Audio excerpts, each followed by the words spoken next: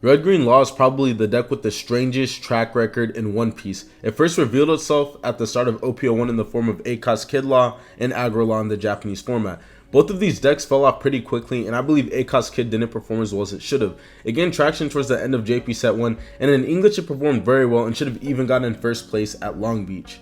Moving on to Set 2, people in Japan believed Law just couldn't cut it and gave up on the deck. This was the case until the GO NJ got first place at Championship Miyagi, and then back-to-back Law got second place at the following championship as well. This is absolutely insane to think about because a deck that wasn't even making top 32 was all of a sudden getting back-to-back top 2 finishes. And even thinking about in English right now, a lot of people also thought that Law wasn't good enough as well until players such as Thomas Wen and Jackson Huang started performing with it. And I even got first place at the recent Peoria Regional, also boosting it in popularity. This history of Law is very important because Law is a deck that has been capped due to not enough skillful Law players researching it. Even now, I don't think that we've completely solved Law, and the deck will only keep on getting better, so hopefully this video can produce even more high-level Law players, that way we can all work and make the deck better together.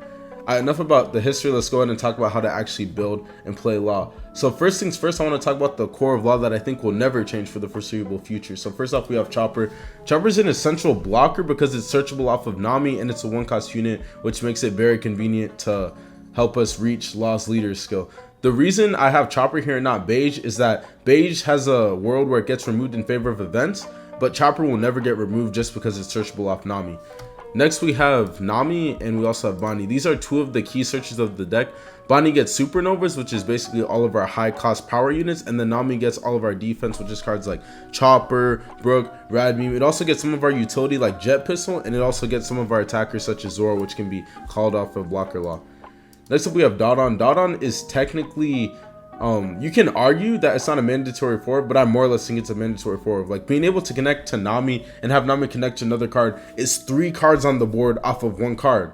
That's absolutely insane. And Dodon is also defensively powerful as it can bring up to 8 2K units in the form of Otama and Makino, and it can also search for Chopper, which is a blocker as well. And it's also very important to note that Dodon does search for Otama. One of the biggest kind of downsides of Law first set was that if you didn't draw Otama, what you could do was kind of limited, but having like 4 additional copies of Dodon Otama thanks to running Dodon is absolutely huge.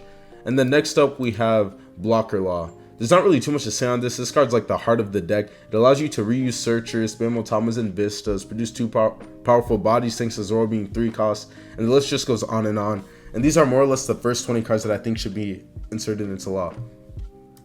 Now that we've looked at the core, let's go ahead and look at the base of the current most popular Law deck. As you can see, beyond the core of the deck, we have cards like Otama, which this card's absolutely insane. One of the most broken 1-cost red drops in the same. Being able to shrink one of your opponent's units just allows for too many lines of play. You can shrink an opponent's units so you can swing into it with your weak units such as Dodon, or you can pop 5k body to a Vista, or you can pop 8-cost Kid by combining Jet Pistol with Otama. Like, it's just too insane. And we also have Vista as well. This card is easily one of the GOATs in Law of set 2. I had 3 in my tournament list. That's because I thought I was going to face virtually no Law, and I thought Zoro was dropping in popularity based on the results I've seen, but it was low-key a mistake, man. Like, even though it's mainly for those 2 matchups, I think that Vista just needs to be a 4 in set 2. It's simply just too strong in set 2. It has too many targets and stuff like that. If you look at the set 3 builds, you'll see that they remove Vista, and I think that's fine in the set 3 format, as there's a lot less powerful targets for Vista to pop. But in set 2 format, it's too good against Law, it's too good against Zoro, and Otama Visting is absolutely broken against Green Kinemon, which is a matchup I think is advantageous but can get sketchy at times. So just having that Otama Vista for it is fire as well.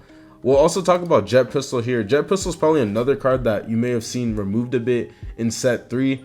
I think that's just simply because it's not necessary in set 3. I think it's really good in set 2 because it's very strong in the mirror, and it also happens to be very, very strong against Green. I think Green Kinemon might become like a disadvantageous matchup if you don't run Jet Pistol, but if you have Jet Pistol, you're able to pop Okikus, you're able to combine Otama and Jet Pistol in order to pop Odins and stuff like that, and it really just makes the Green matchup a lot easier to deal with. Now that we've looked at the base, let's go ahead and look at the various cards that fill up the remaining slots in the deck. As you can see, I have like 3 slots left, so let's go ahead and look at it. So first off, we're going to talk about the events. So Radical Beam, which let's just talk about it for a sec. If you have 1 or less life, Sorry, your leader gains plus 2k power. Then if you have 2 or less life, you gain an additional plus 2k power. So once you get down to 2 life, which Law basically gets down to 2 life at the start of the game, all of a sudden you'll be defending attacks for 4k for only 1 Don. Absolutely insane card. Then next up we have Gibson as well, which Gibson is pretty good as well. Very good utility card. It's only searchable off Bonnie, not Nami, but being able to rest a cost 4 or less is very important to stop multi-attacking against Zoro, or even more importantly, resting Marco against Whitebeard. Personally, I think Rad Beam is more likely to be used of the two just because it's searchable off Nami, and it makes Nami's search so much more powerful. Like, Nami already searches for 4 blockers, it searches for Brook, and all of a sudden you can search for Radical Beam, which is kind of like a pseudo blocker, so it really does make Nami a defensive menace.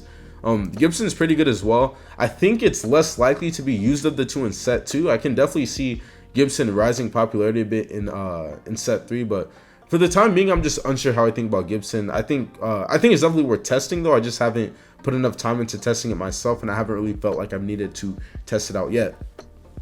Next up, we have the attackers.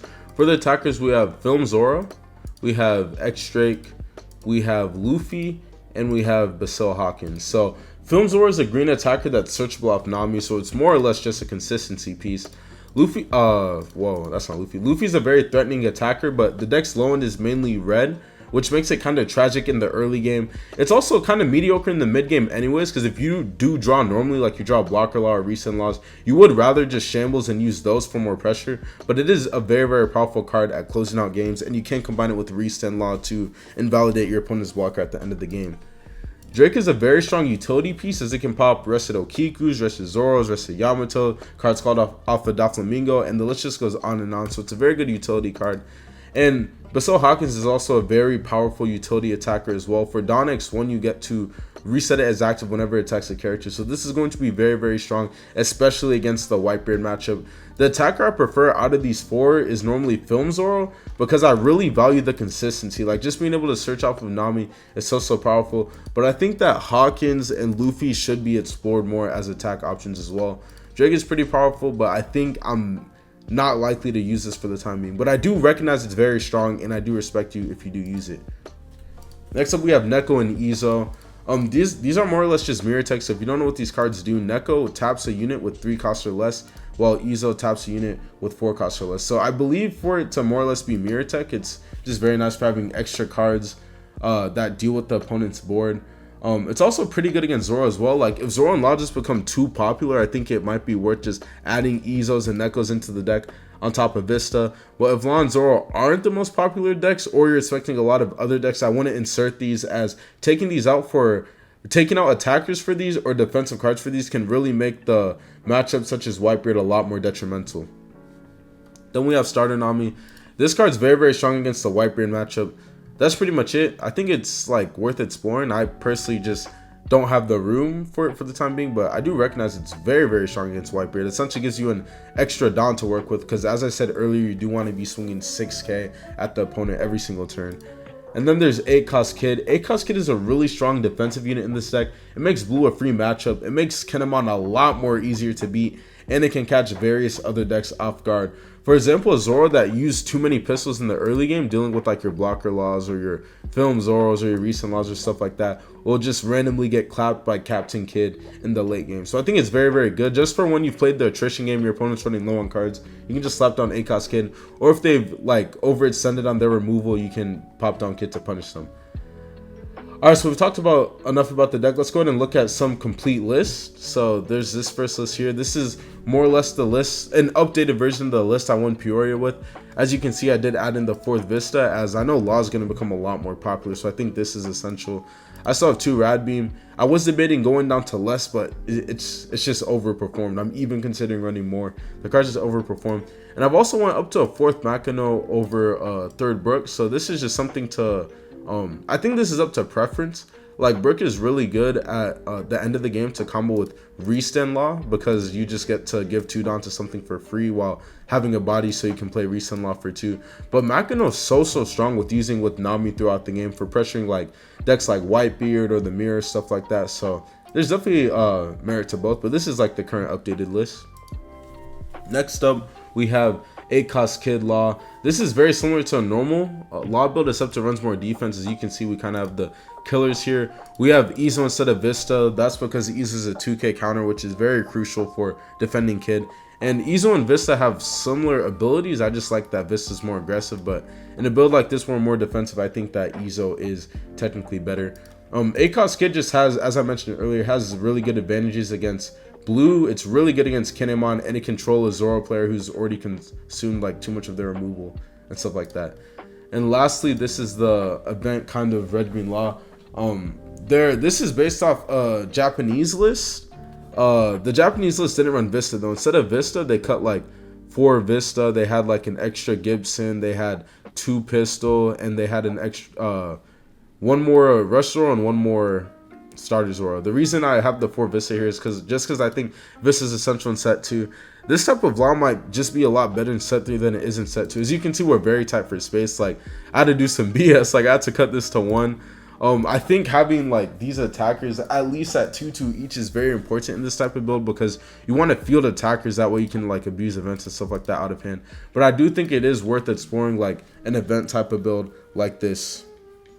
Next up, we'll go ahead and talk about the Mulligan. So the Mulligan for Law is probably the simplest at its core. The Mulligan is basically Bonnie plus anything, or Law plus searchers. The reason for this is Bonnie can connect to Blocker Law, so it's a very strong keep, and you can keep Blocker Law along with searchers, that way you can recur advantage. In an ideal world, every hand would just be Blocker Law and Bonnie, but that just isn't real life, so you know, it is what it is. Outside of this basic Mulligan strat, against Zoro and Law, it's fine to keep Vista if the rest of your hand is good enough, because that card is just so crucial in those matchups. Like here, I'm gonna just drop some random mirror tech real quick. So if you're in the mirror, you kind of want to hold on to your Vistas earlier, that way your opponent can Vista first. And when you Vista their Vista, they might not have the second Vista because it's not searchable, so then you can just start abusing Vista against them. The same doesn't really apply to Zoro, to be honest, like, because Zoro can just drop Vista whenever and it'll be good. But that play I didn't mention is really good in the mirror. And then what was I gonna say? And then another Mulligan strat is that if you Hyrule and open multiple searches in a top end unit, or if you run enough Film Zoro that you can sack off Nami, then you can consider keeping hands where you just open like a bunch of searchers. Like I was playing a Electro game today, and bro opened like dot on Nami, and like I was very close to losing that game. I only won because of a top deck. Like bro just produced too much advantage. Like I finally got bro down to 0 life. I was like, yo, how many cards in hand? Bro was like 11, and I was like, okay, like like what am I supposed to do about that? But more or less, you just can keep the greedy Mulligan of Vista against Zoro and Law. Then you can keep Hyrule hands like that if you see a top end unit, or if you're in a lot of Film Zoro. And one like random thing I also want to mention is that Otama Vista is pretty much broken against a lot of matchups, especially against green, so that could just be a keep as well. And now I'll go ahead and talk about general strategies for Red Green Law. The goal of this deck is to flood the board with weenies in the early game, then start abusing Law's leader ability with Law's leader effect in the mid to late game. One thing I suggest to generally not do is play Bonnie and Otama early on. Even if your hand is brick, like if your hand is chopped and your only options are to field Bonnie or Otama, just take the L and keep it pushing, to be honest. Like the issue with fielding Bonnie is that if you lose it, you've lost your advantage engine for the rest of the game. And this is a card you want to keep on using. I think like every matchup outside of blue can straight up just like pop Bonnie early on, so I don't think it's worth the risking personally. And then the problem with fielding Otama too early is that it's normally essential for clearing units or comboing with Vista, so I'd rather wait until the opponent has units to clear or Vista to combo with before I played it. I've experimented with playing Otama early on when my hand is bricked, and it's just never ended out well. Like I've just regretted not fielding it later on because my opponent rests a certain unit, or they call a certain card and I could have Visted it, like just stuff like that. While I say that you should avoid fielding Otama and Bonnies early on, it's fine to like field literally anything else if you have to. Like if you need to play a Rush Zoro and leave it standing, just do it. Or if you need to play Brook without getting value out of its effect, just do it. Or if you need a hard play Makino, just do it. Like in the early game, you generally want to use up all of your Dawn. It's just that in the case of Bonnie, you want to wait until your Shambles turn. That way you can return it to your hand. In the case of Otama, it's just too efficient at clearing boards, so you would rather just keep it in your hand. Another tip I want to give is the concept of playing with an extra Don. Mid to late game against certain decks like Black, Zoro, etc., there's a chance that a trigger can mess you up out of security. So for Black, that'd be Shockwave, or for Zoro, it'd be Pistol, stuff like that. So for this reason, you generally want to play with an extra Don against those decks. That way you can shambles even if your opponent pops one of your units. Because there'll be a case where you only have 2 Don left, you swing, your opponent pops the unit, and bam, all of a sudden you can't shambles. But if you leave an extra Don up, or you choose to shambles before swinging, you can avoid those situations. I think generally against Black, you can just shamble the blocker law before swinging, because they can't pop law. They just pop a 3 cost. Maybe they get rid of a Zoro or something, but you know, that's whatever. And then against Zoro, I would generally just play with the extra Don. That way your blocker law doesn't die to the jet pistol. So I'd rather swing first and just like play around, just have an extra Don up. That way, in case you get sacked, you can just, you know, you can just do it. And then Law also has to decide between whether when to be aggressive and when to be really defensive. So it's good to learn other decks. Like, you pretty much want to learn how every other deck plays. Like, I feel like I pretty much know more or less how every other the relevant decks play in the game. Like, I know where they can kill me from and stuff like that. Like, Law has the ability to add counters from the field back to hand, or search for more blockers than like any other deck. Like, you can just snap a 2k off the board, or you can search for blockers in a way no other deck can. So it's very easy to avoid your opponent's lethals if you know how and where they can lethal from. The last thing I want to talk about is searching. Make sure you're picking the right card to search with in the mid to late game. And honestly, it's more important than I've ever imagined. Like, in the early game, it doesn't matter because it's just straight variance, but in the mid to late game, it really does matter how you order it. If you watch my rematch video on Will to Win Gaming's channel, then you will see a perfect example of how not to search. Like, yo, like it was pretty bad. Like, while y'all couldn't see what cards I bot decked, the amount of whiffs and unoptimal grabs I got was pretty much my fault. As a baseline, when searching, you really want to pay attention to what you're bot decking. Even if you don't want to track every single search, it's good to know how many of your key targets you've already bot decked. On top of that, it's important to know what you search based on what your most recent bot decks were. So like, I don't know the probability on this, but like, for example, if I check top 5 and I saw no blocker law, then I'm likely to use Bonnie as my next searcher to try to see law. My logic behind that is, you know, trying to find a blocker law in the top 10 or whatever. Like, once again, I don't know the probability, but like, if I don't see a law in top 5, then, you know, it's probably in the next top 5, you know what I'm saying? And that's just the kind of idea I like to use when searching. You kind of want to just like maximize your variance. I don't know if that's the word, but you really want to like maximize your potential to see a card you're trying to get. I would also try to learn how to track your searches. I will be talking more about it in an upcoming video, but by placing an upside down Don for every time you search, you can track the amount of searches you've done, and by connecting each of your Don to a specific card, you can eventually guarantee a search in the late game if you do choose to keep track of that. Searching is very important, and you want to order your searches in a way where you can maximize your variance based on what you've seen. Just, if you have to take away anything from what I just said, just mainly take away from based on your most recent bot deck 5, or based on how many of a card you've seen throughout the game. Just make your next search based on that. Now we're going to go ahead and talk about the matchups. So the first matchup we're going to go ahead and talk about is Zoro. This is disadvantageous. Like, this is easily Law's hardest matchup if it's a Zoro player who knows how to play the matchup.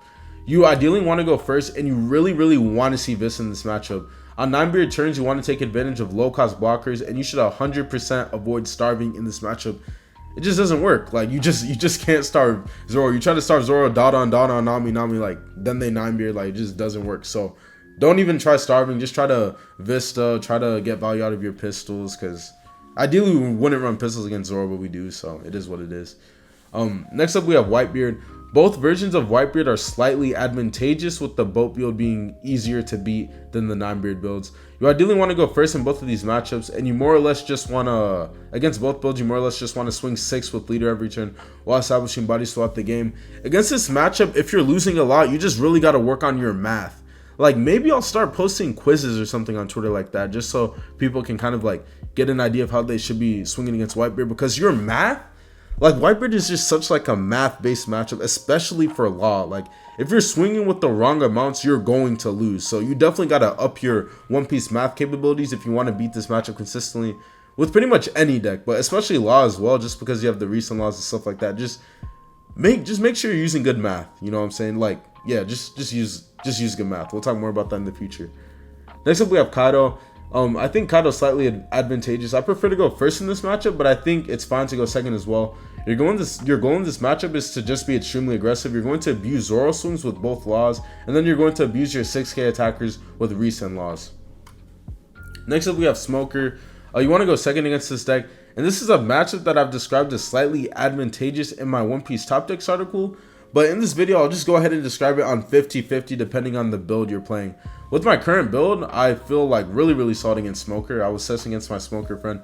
I was losing a lot, then I switched back to my current build, and then I started finally getting W's again. So I think depending on build, it's like slightly advantageous. I generally beat Smoker by swinging 5Ks with Dada on Vista and combining Makinos with Nami. Like, not gonna lie, if you open Dada on Nami, Smoker just kind of loses. If you don't, then you have to try to actually play the game. Rest Zoro is also really good pressure.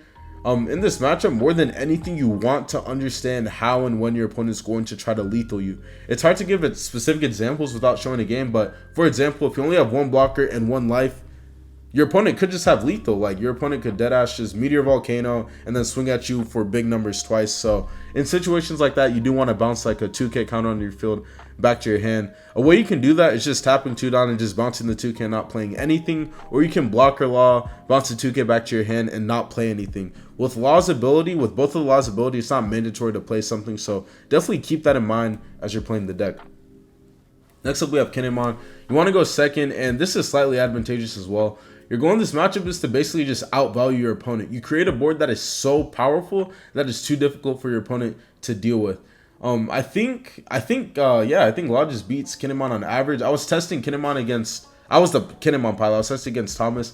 I was winning a bit of the games earlier, and then bro just went into demon time. He just started like destroying me. Like, he literally just kept producing boards I couldn't deal with. Like, I couldn't deal with it. He was really aggressive on the turn before I dropped Odin, which made it difficult to drop Odin. So that's something you really want to do. Like, prior to your opponent's Odin turn, you want to be really aggressive because it'll be too difficult for them to deal with your board, right? Because they have to commit 7 or 8 down to playing Odin. So either you delay Odin by a turn, or you get free value because they couldn't respond to your board. Then Flamingo, you want to go first against Flamingo to stop them from the God Curve. If you see Otama this matchup, it's more or less free low. If the Dauphin player starts experimenting with swinging 5 with lead and just hard playing units standing up in the early game, then you might have to be a little bit more conservative with your attackers. But for the time being, it's 80% free. And if you play ACOS Kid, it's like 100% free, regardless of what the Dauphin player does. Ivankov, you also want to go first against Ivankov to stop the God Curve. This matchup is pretty advantageous as well. This is a matchup just like Dofi where you can get really greedy with your Bonnies because they have no way to KO it. Otama rested Ivankovs and Luffy's is very powerful, and the only way you lose this matchup is if Luffy finesses you, so just always make sure you have sufficient defense. Then there's Kid. Kid is the easiest green deck to beat because Otama plus Jet Pistol is simply too powerful. You can go first or second in this matchup, it low-key doesn't matter. You create a board that's too powerful for green to respond to while using pistols to bully their attackers or ACOS Kid.